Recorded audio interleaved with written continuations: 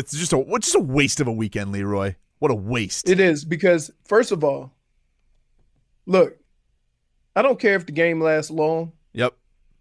But that Hurricanes game lasted four bleeping hours. Forever.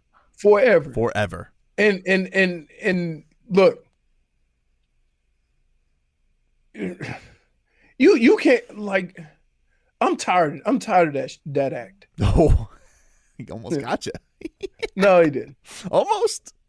I'm with you, dude. I'm with you. I'm tired of hearing the excuses. I'm tired of hearing where the Hurricanes should be. I'm tired of hearing, because you know what?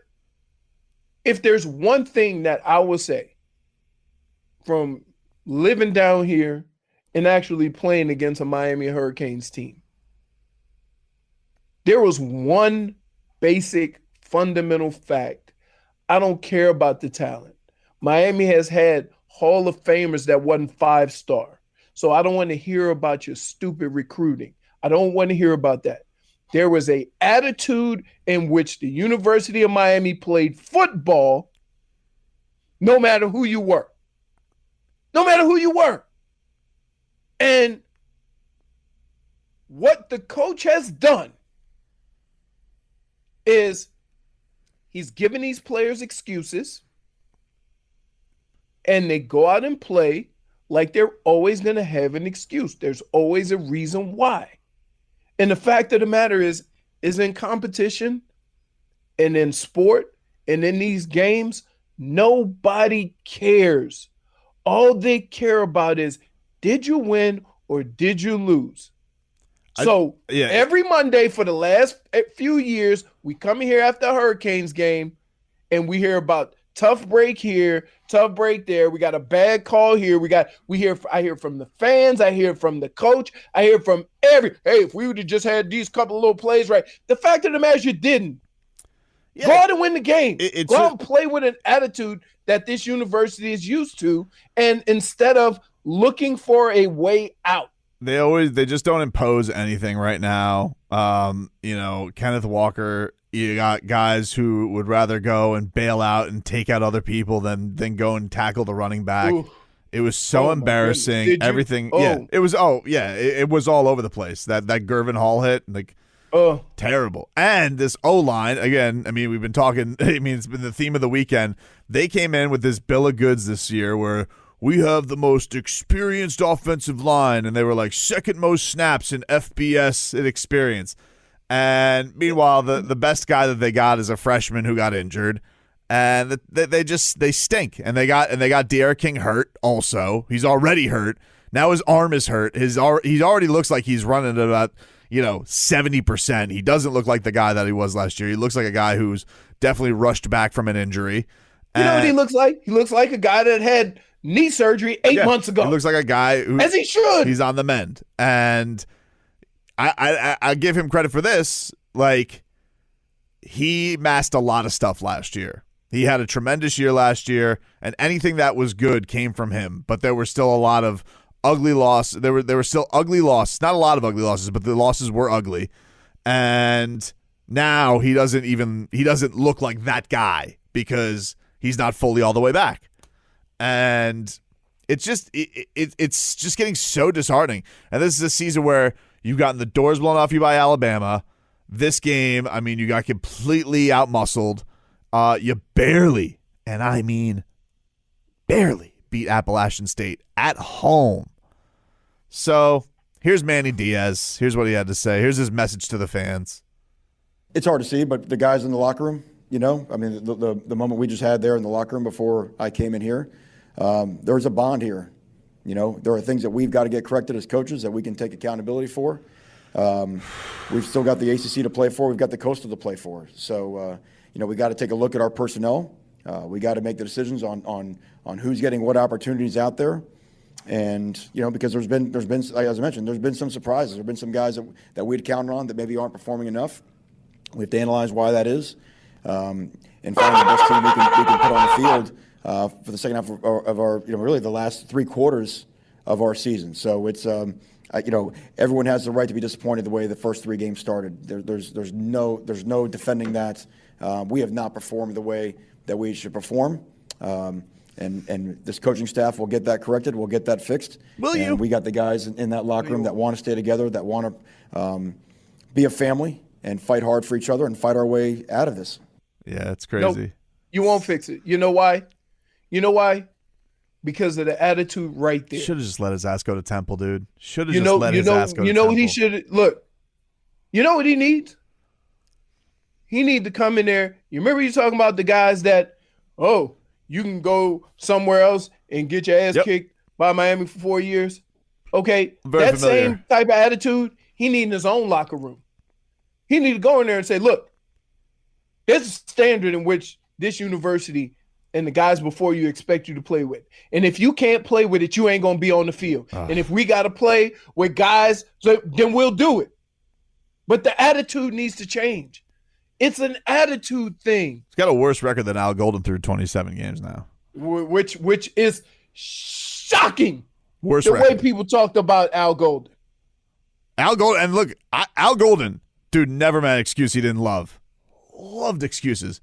However, he actually did have a scandal hanging over his school.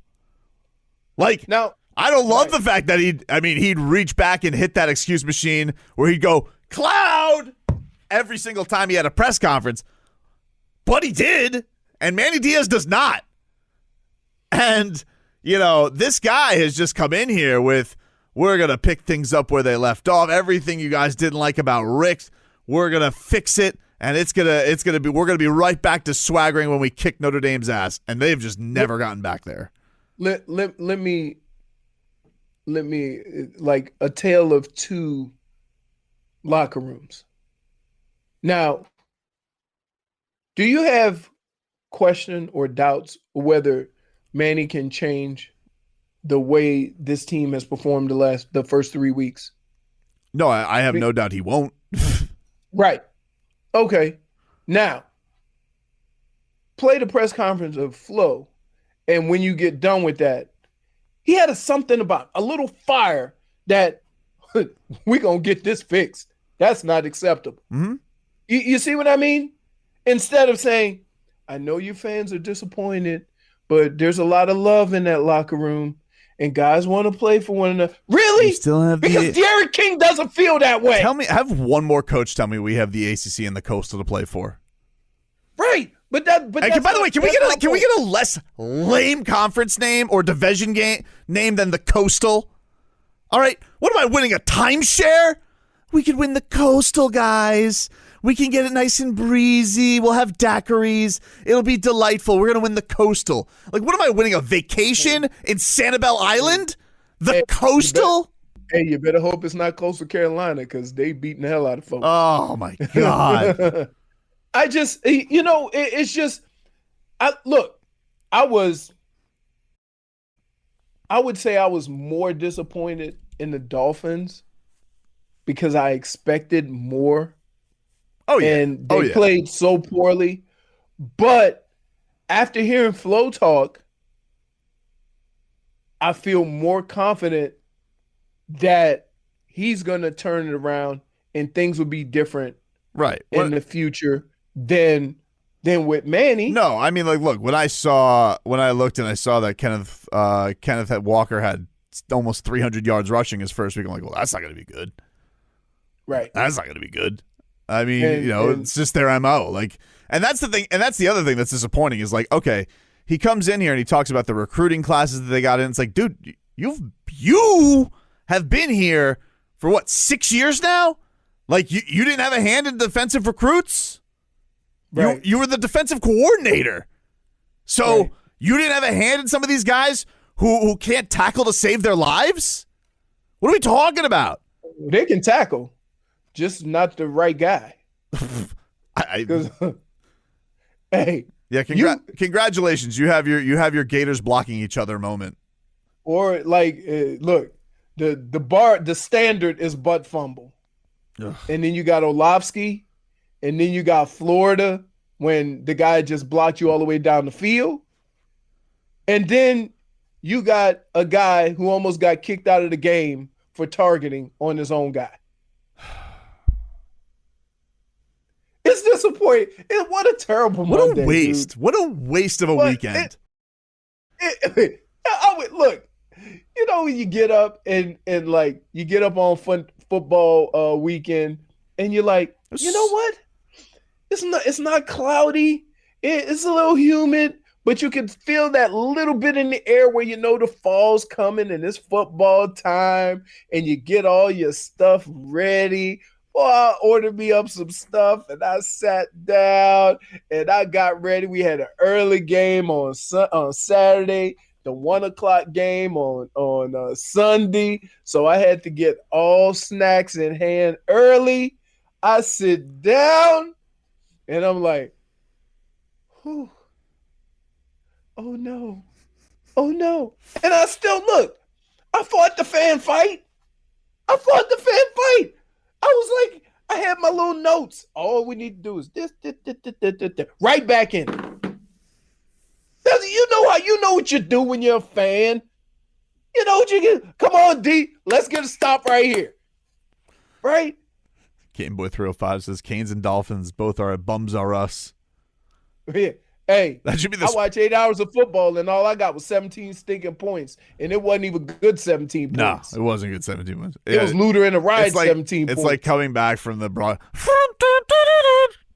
Canes football's brought to you by Bums Are Us. Bum! So I don't know. I think we're upset because, you know, I'm more disappointed in the Hurricanes, but before the game and going into the game, I thought this was going to be like a boxing match. Oh, I'm not more disappointed there. Where styles make games and they were going to come with these big country-fed offensive linemen and a running game, and they're going to run the hell out of the football, and you're going to have to just show toughness and fight the good fight. Yep. And then you're going to use your athletic ability and outrun them. But the best athlete and the fast athlete was on Michigan State's team. But I understand, like, you know, the trajectory that the Dolphins were on, right, took a little fall, but it's a long season, you know, and there's nothing that would lead me to believe that they're going to continue playing this poorly because they've always managed to turn it around. I'm going to give them the benefit of the doubt. With the Canes, no. Yeah, but that's, again, that's to me, the Canes is just like, all right, whatever. I don't believe in the coach. I don't believe that he's the guy for this program.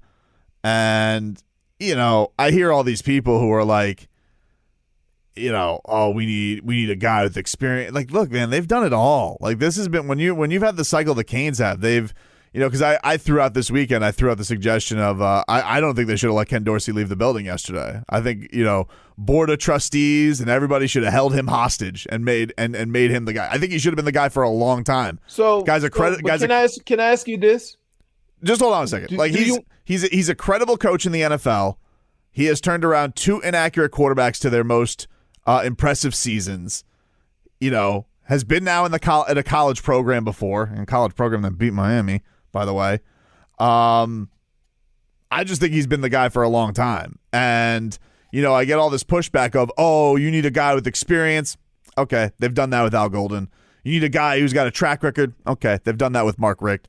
They've done it all with this program. And you've done swaggering young guy, but he's kind of fugazi. Like, Manny Diaz is playing pretend. You know, like, I just feel like the guy brings an air of credibility and is also a tie to everything that you have had and everything that you talk about.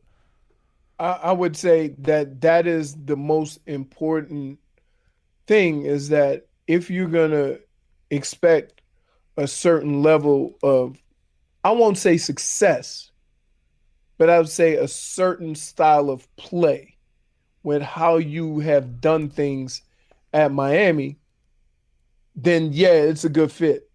But I would say this is that Miami's never going to spend a lot of money for a coach. Yep. They're just not. And sometimes we get caught up in the coach and not realizing that you're getting what you paid for. Right? Like a lot of these universities spend a lot of money for coaching for one reason. So they can make demands on that coach. Yeah, but you know what hurts about that dude? They paid what, $3 million for him not to go to Temple? Right? No, I'm not saying. They paid $3 million for this guy not to be somebody else's coach. Okay, but again, think about this, and I said this about Tyler Johnson. Bumpy? Right? Yes. When they matched the offer from the New Jersey Nets. And the Kings. At the time, or the Brooklyn Nets. And I said, there's certain teams and certain organizations I'm not competing for because I'm on a different level, right? So if Brooklyn comes in, or the old Brooklyn comes in and wants to give one of my players $50 million, and I didn't think he was worth that much, I'm not matching it. Okay? Same thing could be said for coaches or players. Okay? I always ask you, they got to recruit. Who else could he have signed with? I want to see who I'm competing against. Mm-hmm. And if that competition is Temple, that means basically you got a Temple head coach. So you're getting what you get. That's the reality of it. It's not even have a choice between Tennessee or Texas, regardless of how bad those universities have been recently. Look at what you're competing with. No, I know, but my point to it is Temple head coach. But my point of it is that you talk about how this program doesn't spend big program money, and I do tend to agree with you. Although they did pony up for Mark Richt, and Mark Richt did some really good things for this program as far as facility upgrades and all that type of stuff. So I really don't think that people didn't like the way that it ended, and they wanted him to fire his son. But Mark Richt did some really good things for this program. Yes. I felt like. Mm-hmm. The problem is like when they ponied up to go get this guy to kind of continue on what they thought were some good things that Mark Richt was building, and it just has been a disaster. So, what's up, handsome Daffy? What's going on? Quick thing.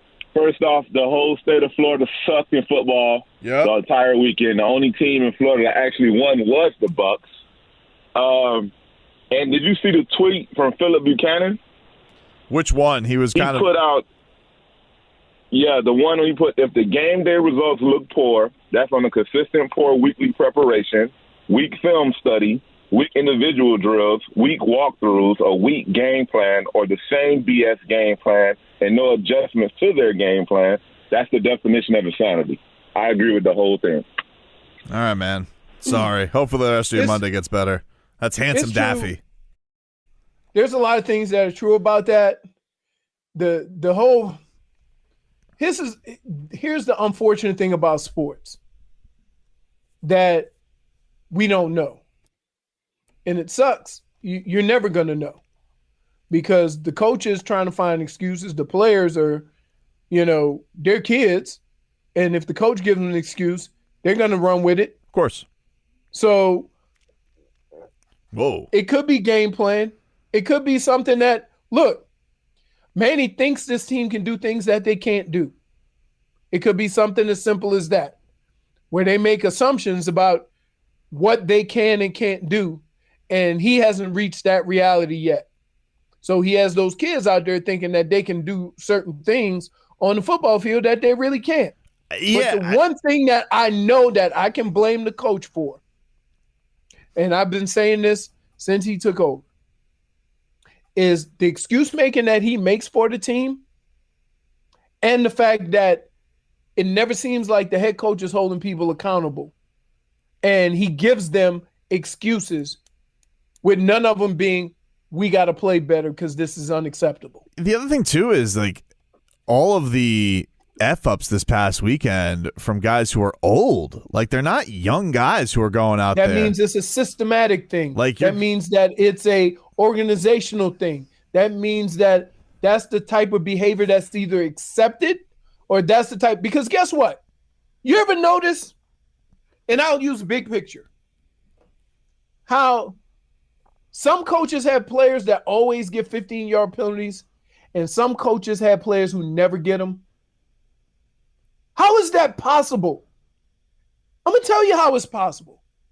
It's because if you play for flow, that is not acceptable. Yeah, well, probably and not. Your butter be standing next to me. Probably not the week to defend him on that one, though.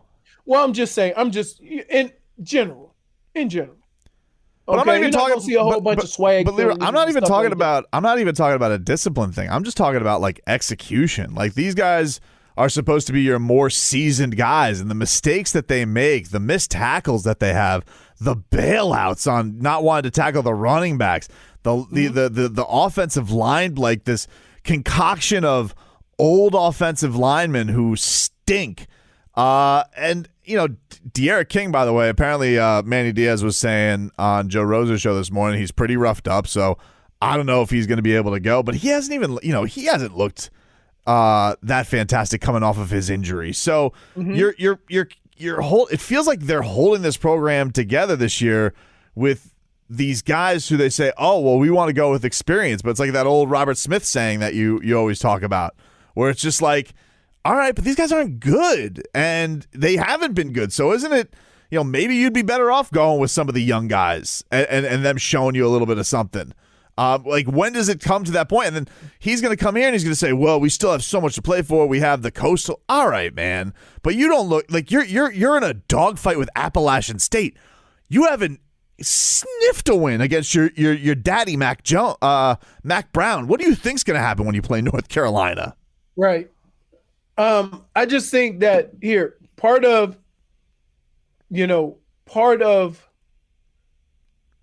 doing the right thing has to do with discipline. Okay. And discipline has nothing to do with talent. Okay. You ever see the situation where you say, man, those guys aren't good, but they're a well-coached football team. They win games they're not supposed to win. And undisciplined teams lose games they should win easily.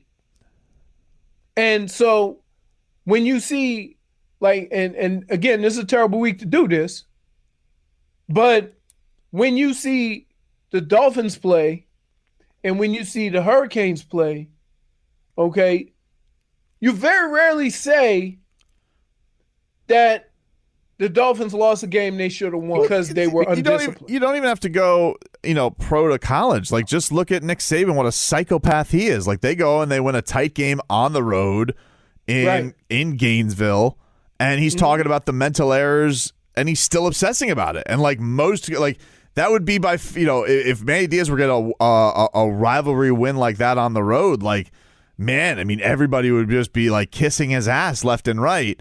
And Nick Saban, and I know, look, maybe it's a ridiculous standard to hold him to, but like, you see what makes that guy tick. As much as he is the devil, he's never happy with anything. And but that's why he makes what, $7-8 million a year. I think, yeah, and also we don't know what he gets paid in souls. Speaking of the devil, Tom Brady throwing 5 touchdowns yesterday. I'm just so sick of this guy. Enough. It doesn't end, does it? Just enough. I mean, when I saw that they scored 48 points, I'm like, what? Are you believing kidding me? Right after the week where he says he can play till he's 52. Ugh. Hate it. It sucks. It sucks. Tired of it. I want that. I want my team. I want that. I want fun football.